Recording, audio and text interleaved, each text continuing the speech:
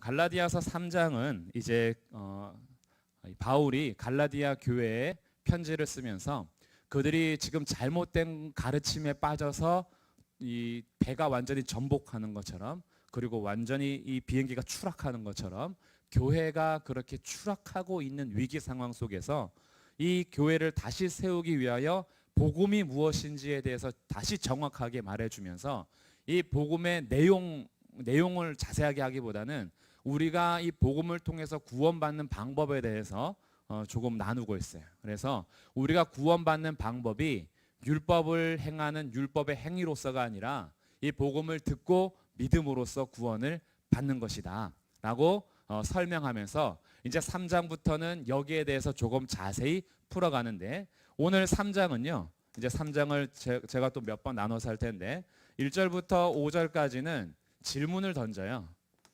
뭐뭐 하더냐 라고 하면서 몇 가지 질문을 콕콕콕 던지는데, 야 너네가 어떻게 이렇게 몰라 라는 식으로 이렇게 하더냐 라는 질문을 던지고요.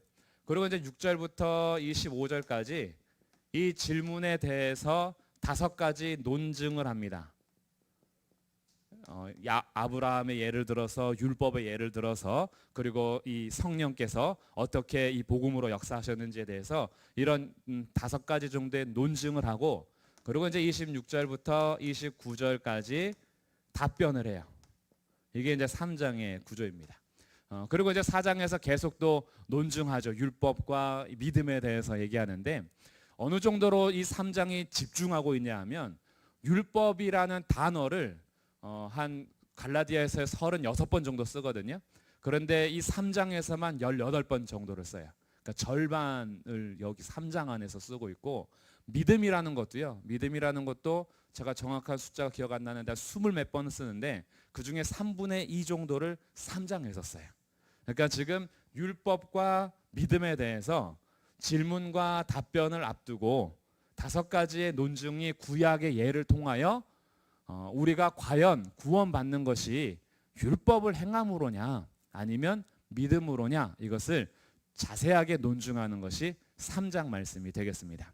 오늘은 이제 이 앞부분을 볼 거예요. 우리가 질문을 던지면서 아브라함을 딱 예를 드는 6절까지 함께 살펴보도록 할 텐데, 자 3장 1절에서 우리 번역되지 않은 감탄사가 하나 있어요. 어리석도다 앞에 오라는 감탄사가 있어요. 이렇게 한숨이라 할까요? 이런 어리석도다 이렇게 나오는 거예요. 이것이 이 막 바울의 마음을 담고 있는 거예요. 그럼 여기서 어리석도다라고 얘기하는 것이요, 어리석다라는 단어가 2가지가 있거든요. 첫 번째 어리석다라는 단어는 이 모로스라는 헬라어인데, 이것은 정신적인 결함, 정신적으로 진짜 미련한 거 있죠. 미련하거나 아니면 도덕적 판단을 못하는 상태, 이것은 뭐 미련한 자 이렇게 많이 표현을 합니다. 마태복음 5장에서 형제를 대하여 라가라 하는 자, 그리고 미련한 놈이라 하는 자는 지옥불에 들어가게 되리라라고 할 때 이 미련한 놈 할 때 그 미련하다 이런 거. 그리고 우리가 잘 아는 처녀 비유에서 슬기로운 5처녀와 미련한 5처녀 할 때 그 미련하다, 이것은 정신적인 상태의 어리석음, 그리고 도덕적으로 뭔가 진행할 수 없는 결함이 있는 상태의 미련함, 이것이 어리석다라는 단어가 있어요.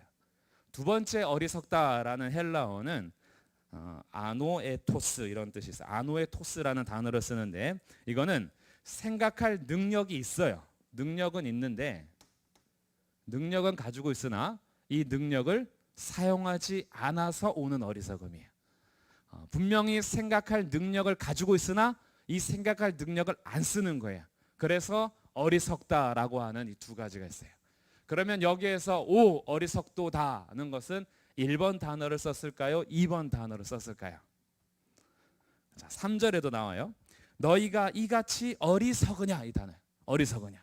이 어리석다라고 할 때 정신적인 상태와 도덕적 결함으로서의 미련하다라는 뜻일까요? 생각할 능력이 있는데도 안 써서 어리석다 이렇게 썼을까요?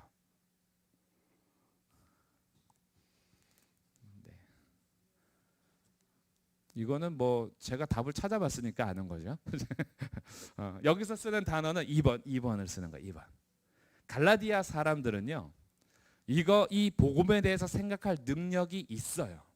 그런데 그것에 대해서 충분히 생각하지 않고 유대 가르침에 대해서 그냥 확 넘어지고 무너진 이런 모습에 대해서 안타까워하는 거야. 오, 어리석도다. 이게 이해가 되지 않는다, 이런 뜻이야. 아니, 너네들이 어떻게 그럴 수가 있느냐. 결함이 있는 것이 아니라 생각할 수 있는데, 분명히 충분히 생각할 수 있는데 왜 생각할 수 있냐 하면요, 3장 1절에서 갈라디아 사람들아, 예수 그리스도께서 십자가에 못 박히신 것이 너희 눈앞에 밝히 보이거늘. 그들이 생각할 수 있는 이유, 이들이 복음을 안다는 거예요, 모른다는 거예요? 안다는 거예요. 어느 정도로 아냐 하면 예수님의 십자가가 눈앞에 있는 것처럼 복음을 받아들였던 사람들이에요. 이 갈라디아 사람들이 예수님께서 예루살렘에서 이제 재판 받으시고 골고다 언덕길에 올라가셔서 십자가에서 죽으시는 그것을 직접 눈으로 봤다는 것이 아니라 예수님의 그 십자가의 죽음을 내가 눈앞에서 보는 것처럼 받아들인, 분명하게 이 복음에 대해서 듣고 받아들인 사람들인 거예요. 그러니까 복음을 모르는 것이 아니라 복음을 아는 사람들이에요. 예수 그리스도께서 십자가에 못 박히신 것이 너희 눈앞에 밝히 보이거늘 도대체 누가 너희를 꾀더냐? 첫 번째 질문. 누가 너희를 꾀더냐? 이거는 누가라는 것에 초점을 맞출까요? 왜 속았느냐라는 쪽에서 초점을 맞출까요? 왜 속았어? 이런 거죠. 아, 누가 너한테 그랬어? 이렇게 말하는 건 그 누구가 궁금한 게 아니에요. 아, 도대체 너 왜 속았어? 이런 거죠. 도대체 왜 사기를 당한 거야? 이런 거죠. 왜 누가 너희를 꾀더냐? 특히 꾀더냐라는 말이 갈라디아서 여기 딱 한 번 쓰는 단어인데 이런 뜻이 있다 그래요. 미신 주술이나 요술 행위할 때 사람들을 막 미혹하는 거 있잖아요. 주술을 통해서. 이렇게 해서 우리 눈을 가려버리는 거죠. 근데 홀리는 거죠. 홀린 것 같아. 우리가 인생 속에서 홀리는 현상이 몇 가지가 있어요.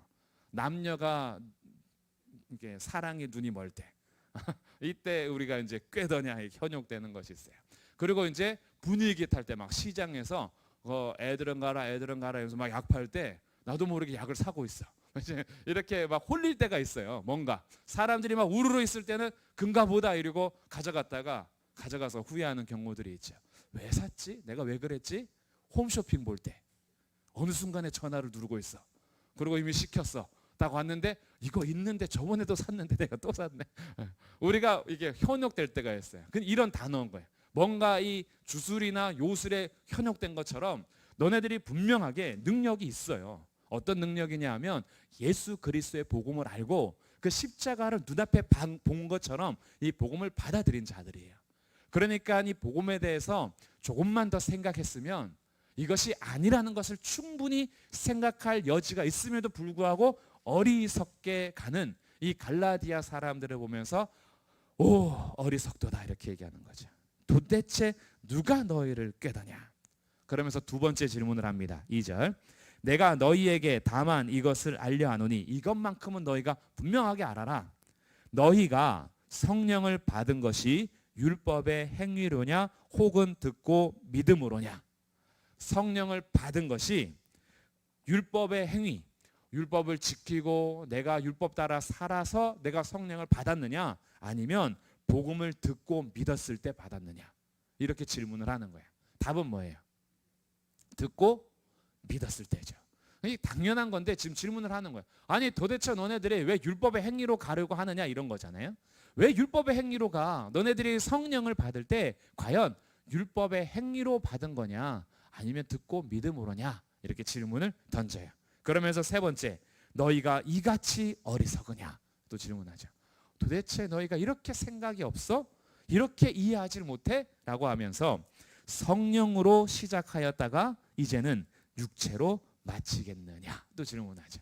성령으로 시작했어요. 왜냐하면 이 사람들은 이방인들이 대부분이었는데 이방인 성도들이 율법을 지키고 안식일을 지키고 뭔가 이 제사를 잘 드리고 율법의 요구대로 행해서 갑자기 예수님 믿게 된 게 아니잖아요. 전혀 율법과 상관없이 살다가 복음이 전해졌을 때 그 복음을 듣고 믿게 됐단 말이죠. 그러니까 이것은 율법으로 시작한 삶이 아니었어요. 성령으로 새로운 삶이 시작이 됐어요. 우리의 새로운 삶은 율법으로 시작할 수 없었기에 성령께서 이들의 새로운 삶을 시작하셨어요. 그러면 이제부터는 어떻게 살아야 할까요? 성령께서 시작하셨으니까 다시 율법으로 가야 될까요? 아니죠. 성령으로 시작하셨으니까 누구 따라 살면 돼요? 성령 따라 살면 돼요. 그런데 너네들이 성령으로 시작했는데 왜 성령으로 시작해놓고 율법으로 완성을 하려 그래? 율법으로 안 됐기 때문에 성령이 시작하신 건데 너희들은 성령으로 시작했다가 왜 다시 율법으로 가려고 하느냐? 왜 율법으로 다시 완성하려고 해? 마치려고 해? 라고 어이없는 지금 질문하는 거예요. 도대체가 어리석도다 이렇게 얘기하는 거죠. 그러면서 4절에서 너희가 이같이 많은 괴로움을 헛되이 받았느냐? 과연 헛되냐? 이 장면은 조금 어려워요. 이들이 받은 괴로움이라는 것이 뭔지에 대해서 해석하기가 조금 어려워요. 여러 가지 이야기들이 있는데 이 많은 괴로움을 진짜 우리가 고통스러워하는 괴로움으로 볼 수도 있고 또 한편에서는 이 괴로움이라는 것이 우리가 성령을 받아들여서 어떤 체험하는 경험을 얘기할 수도 있는데 성경에서는 이 단어를 대부분 정말 이 괴로움, 고통으로 많이 쓰거든요. 그래서 그러면 도대체 갈라디아 사람들이 어떤 고통을 받았단 말이냐라고 할 때 정확하게 이제 알 수 없는 거죠. 근데 몇 가지 추측이 가능을 해요. 갈라디아 지역에서 바울이 어느 정도의 괴로움을 받았냐 하면 돌로 쳐서 죽었다가 던지고 다시 온 거 있죠. 그게 이제 갈라디아 지역이에요. 그러니까 이 예수 그리스도의 복음이 전파될 때요. 유대인들이 계속 충동질을 해요. 그래서 유대인들이 충동질을 하니까 예수님을 믿는 것이 쉬웠을까요? 어려웠을까요? 어렵죠.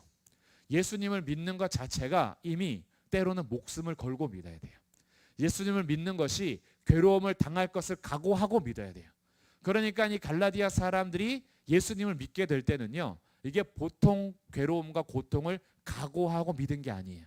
그리고 실질적으로도 믿음 때문에 괴로움을 당했을 수도 있어요. 여러 가지 비난과 조롱과 멸시, 물리적인 고통을 당했을 수도 있고 재산이 압류되었을 수도 있고 여러 가지 괴로움이 있을 수가 있다는 거죠. 그래서 그런 괴로움을 얘기할 때는 또 이 많은 괴로움이 혹시 그런 것인가 이렇게 볼 수도 있고 또 한편으로는 이런 괴로움일 수도 있어요. 예수님을 믿는 것 때문에 세상의 문화와 우상 숭배로 가득한 이 삶의 터전에서 이질감이 느껴져서 그들과의 이 공동체 생활 속에서 같은 사회에서 사는데 이 괴로워하는 괴로움일 수 있어요. 이것은 이런 거죠. 예수님 믿기 전에 친구들과 사이좋게 잘 지냈어요. 그럴 때는 예수님 믿지 않는 친구였으니까 그냥 그들과 함께 하고 싶은 대로 같이 즐겼단 말이에요. 근데 예수님 믿고 나니까 이들과의 문화가 단절이 되는 거야. 내가 같이 할 수 없는 문화들이 있는 거죠. 그리고 예전에는 아무렇지도 않게 우상 숭배에 대해서 전혀 감각이 없었던 내가 이제 하나님 한 분 외에는 내가 섬길 다른 신이 없음을 믿고 거기에 대해서 거부할 때 오는 괴로움이 있어요.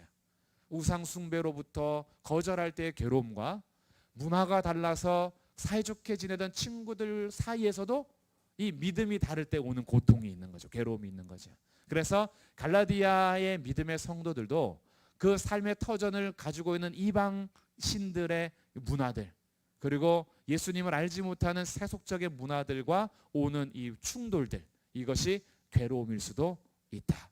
그래서 믿음 때문에 유대인의 박해를 받는 괴로움일 수도 있고 믿음 때문에 이방 문화나 우상 숭배에 대해서 오는 이 괴로움일 수도 있는데 어쨌든 이 믿음을 가지고 괴로움을 받은 것은 성령께서 우리 가운데 진짜를 주셨기 때문에 가짜로부터 괴로움을 당하는 거예요. 그러니까 너희가 이같이 많은 괴로움을 헛되이 받았느냐. 만약에 괴롭힘의 대상이 유대인이라면 유대인들하고 괴로움 당하지 않고 신앙생활을 할 수 있는 방법이 있어요. 그들이 원하는 대로 할례 받고 모세 율법 지키면 돼요. 그 유대인들하고 그렇게 부딪힐 이유가 없어요. 그런데 바울이 나중에 얘기하거든요. 그러면 십자가는 무슨 소용이냐? 그리스도께서 죽으신 것은 그게 아니라서 죽으신 것인데 그들과 타협해서 지낼 수 없기 때문에 유대인들의 괴로움에서도 지킬 것은 지켜가야 했던 거죠. 그러니까 이런 괴로움을 당했던 것이 헛되이 받은 것이냐 이런 거죠. 과연 헛되냐 이렇게 물어보는 거예요. 우리가 믿음 때문에 받은 괴로움이 정말로 헛되단 말이냐 이렇게 볼 수 있는 거죠. 물론 이것을 5절과 연결하는 사람들은요, 긍정적인 표현으로 받아들여요. 이 괴로움을 고통으로 해석하지 않고 영적인 복으로 해석합니다. 경험에 이 많은 경험이 헛되냐 이렇게 봐요. 이 5절과는 어떻게 연결하냐 하면 너희에게 성령을 주시고 너희 가운데서 능력을 행하시는 이의 일이, 이게 앞에 나오는 많은 괴로움과 연결되는 거야 이렇게 보는 사람들도 있어요. 사실 두 개 다 괜찮은 것 같긴 해요.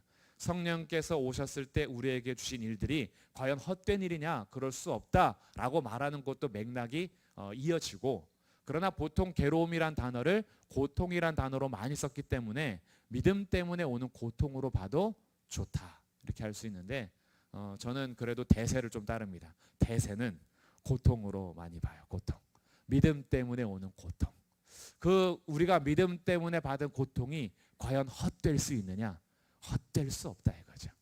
그래서 예수님께서도요, 그 나중에 바울을 통해서 우리에게 하는 말씀이 있어요. 너희가 주 안에서 수고해라. 더 힘내라. 주님께서 오셔서 너희의 수고를 결코 헛되지 않게 하실 것이야 라고 하면서 우리의 수고나 믿음으로 당한 고난이 결코 헛되지 않음을 알려주십니다. 그러니까 이 갈라디아 성도들에게 이 얘기하는 거예요. 아니 너희들이 이렇게 성령께서 너에게 찾아오셔서 복음으로 인하여서 그동안 받은 괴로움과 고통이 있는데 이게 우리가 헛되게 받은 거냐? 이게 과연 헛되냐? 라고 하면서 5절 너희에게 성령을 주시고 너희 가운데서 능력을 행하시는 이의 일이 율법의 행위에서냐 혹은 듣고 믿음에서냐. 2절하고 좀 비슷하죠. 2절에서도 질문이 뭐였냐면 율법의 행위로냐 듣고 믿음으로냐 이렇게 했어요. 5절에서도 율법의 행위에서냐 혹은 듣고 믿음에서냐 이렇게 질문을 해요. 그럼 제가 잠깐 시간을 드릴 테니까 2절과 5절의 차이점을 찾아보세요. 뭐가 차일까?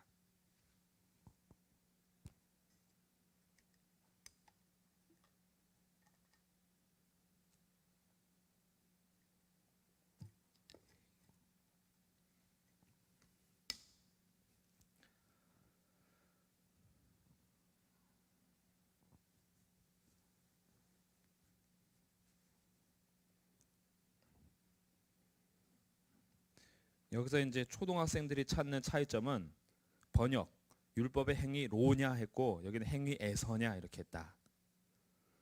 믿음으로냐 했다면 믿음에서냐 이렇게 번역했다.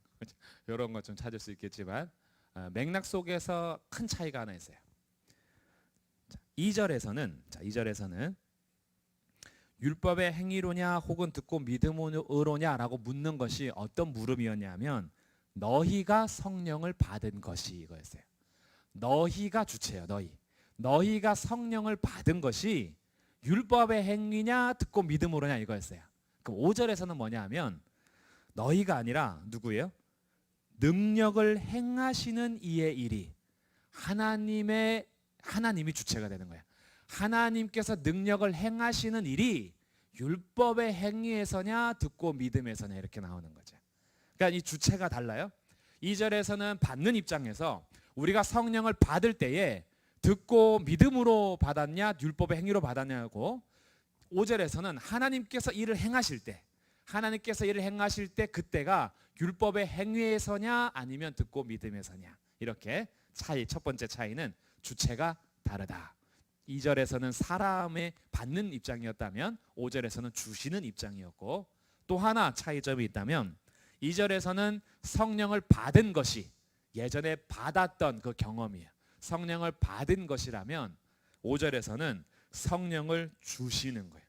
성령을 주신다라는 것은 지금도 현재적으로 계속 주시는 하나님의 일인 거예요.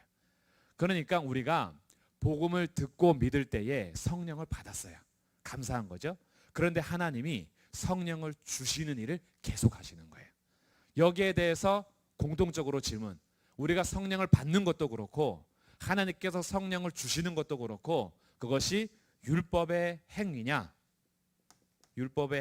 아니면 듣고 믿음으로냐 여기에 대해서 질문을 하는 거죠. 그리고 답은 동일합니다. 우리가 성령을 받을 때에도 듣고 믿음으로 받은 것이고 하나님께서 일을 행하실 때에도 듣고 믿음으로 우리에게 그 일을 행하시는 것이다. 이것을 우리에게 알려주는 거죠. 그래서 성령을 어떻게 연결하냐 하면 성령은 인간의 행위와 연결되는 게 아니고 성령은 복음과 연결이 되는 거예요. 성령은 진리와 연결이 되는 거예요. 성령은 우리가 인간이 노력해서 받는 것이 아니고요. 성령은 복음의 말씀이 들려질 때 그곳에 임재하시는 거예요.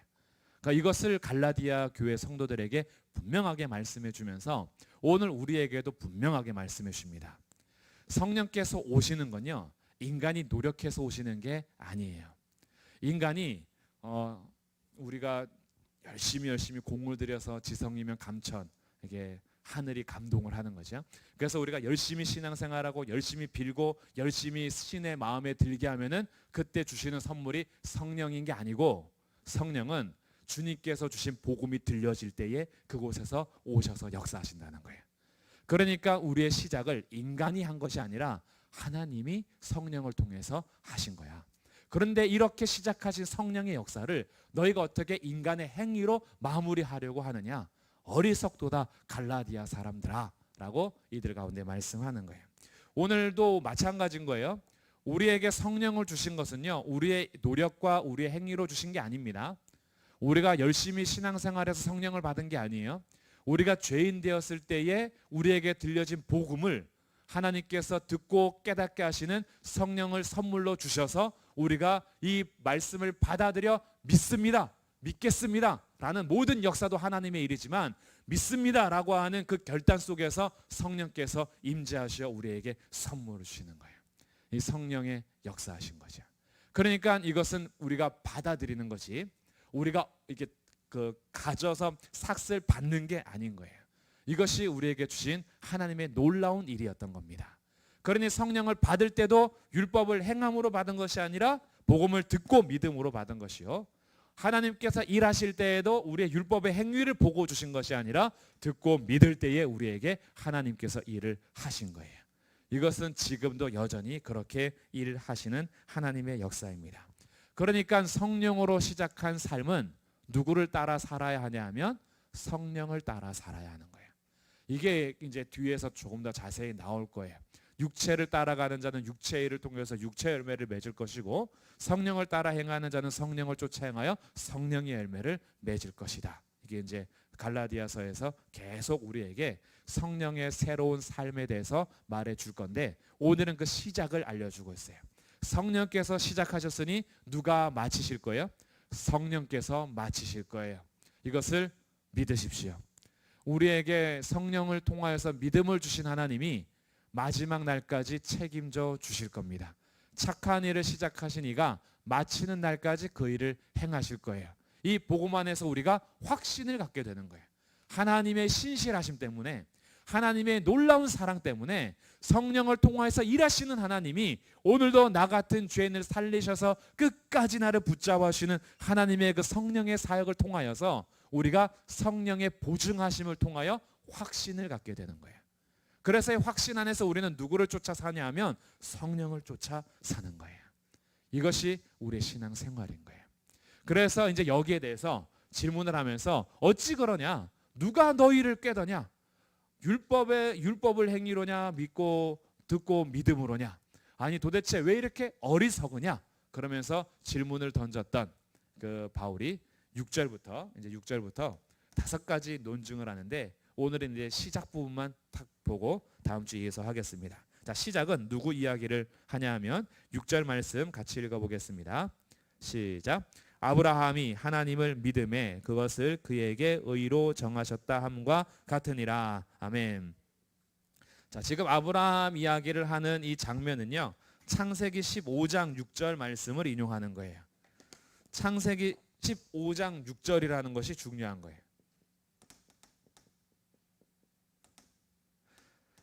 창세기 15장은 성경 안 찾아보고 한번 맞춰보세요. 아브라함이 할례를 받은 후일까요? 받기 전일까요? 우리 벌써 꽤 오래전에 했죠. 아브라함이 할례를 받은 후일까요? 할례를 받기 전일까요? 15장은. 힌트를 드릴게요. 14장에서는 그 소돔 왕, 그래서 멜기세덱 사건이 나와요. 그리고 16장에서는 이스마엘 이야기가 나와요. 그래도 또 어려우시면 17장에 가면 할례가 나와요. 자, 그러면 이제 답이 나왔어요. 자, 15장은 아브라함이 할례를 받기 전일까요? 후일까요? 전이죠. 17장에서 할례를 받아요. 17장에서 아브라함이 99세 때에, 이스마엘이 13살 때, 이스마엘이 태어나고 나서 그때 이제 17장에서 받아요. 그러니까 아브라함이 아직 할례 받기 전입니다. 할례 받기 전인데, 자, 5장 우리 6절에서 인용할 때 뭐라고 했냐 하면, 아브라함이 하나님을 믿음에 그것을 그에게 의로 정하셨다 함과 같으니라. 자, 할례 받기 전인데 15장 6절에서 하나님이 그가 하나님을 믿음에 그를 어떻게 하셨다고요? 의로 정하셨다. 그를 의롭다고 부르셨다는 거예요. 그러면 여기에 할례가 들어갔어요? 안 들어갔어요? 안 들어갔죠. 할례 받기 전이잖아요. 할례 받기 전인 이방인과 똑같은 무할례자일 때인 거예요. 그러니까 여기에서 갈라디아 사람들이 너희가 의롭게 되려면 믿음만으로는 안 돼, 할례도 받아야 돼 라고 하니까, 그래? 그럼 우리 믿음의 조상은 어떻게 됐지? 라고 아브라함 이야기를 하는 거예요. 믿음의 조상도 할례 받기 전에 믿음으로 의롭다함을 받았다. 여기에 대해서 이제 증명해 가기 시작할 겁니다. 그래서 우리가요, 아브라함 이야기를 통해서 이제 율법도 나오고 이런 이야기가 진행이 될 텐데, 분명하게 이게 사건이 진행되는 것이 분명한 거죠. 이 질문을 던지면서 우리가 성령을 받고 믿게 된 것은 율법의 요구와는 전혀 상관없이 오직 믿음으로 의롭게 되는 것이 믿음의 조상 아브라함 때부터 우리에게 보여주신 하나님의 일이었다. 이것을 증명하고 있는 거예요. 그러니까 우리가 의롭게 되는 데에는 율법의 행위가 아무 도움이 되지 않았습니다. 물론 율법은 우리를 그리스도께로 인도하는 역할을 합니다. 그러나 율법이 우리를 의롭다 할 수는 없는 거예요. 우리는 율법 앞에서 우리의 죄만 드러나니까. 그래서 이 율법으로 할 수 없는 이것을 하나님이 그리스도를 통해서 그를 믿는 자마다 의롭다 여기심을 주신 것이 복음이라는 거예요. 그래서 오늘도 우리의 마음을 새롭게 하시는 성령의 역사는요, 율법을 행함으로가 아니라 복음을 듣고 믿음으로예요. 하나님의 말씀을 듣고 믿을 때 우리 안에 이 새 마음을 주시고 새 언약을 체결하십니다. 우리가 이 돌에 적혀 있고 이 율법에 적혀 있는 책에 기록되어 있는 율법의 조항들을 행함으로가 아니라 그리스도께서 이 모든 율법을 이루셨음을 믿고 그분을 우리가 받아들였을 때, 우리가 그분을 믿었을 때, 그때 우리를 의롭다 하시는 하나님의 일에 대해서 계속해서 증명해 주고 있어요. 그래서 우리의 삶이 하나님의 이 은혜의 복음을 알면 알수록 정말 하나님의 사랑이 얼마나 큰지, 이 복음의 은혜가 얼마나 측량할 수 없는지, 하나님의 은혜가 얼마나 풍성한지 여기에 대해서 감사하면서 그 영광을 찬송하게 되는 겁니다. 오늘도 예배의 자리에서 갈라디아서 말씀을 통해서 우리에게 성령을 주신 것이 얼마나 큰 은혜인가, 나에게 복음을 듣게 한 것이 얼마나 큰 은혜인가, 누군가가 순종함으로 나에게 복음을 전해 주었고 그 전해진 복음에 성령께서 역사하셔서 하나님을 믿게 된 것이 얼마나 큰 은혜인가 라는 것들을 생각하면서 그 은혜를 찬송하는 한 주가 되시기를 주님의 이름으로 축복합니다. 아멘. 기도하겠습니다.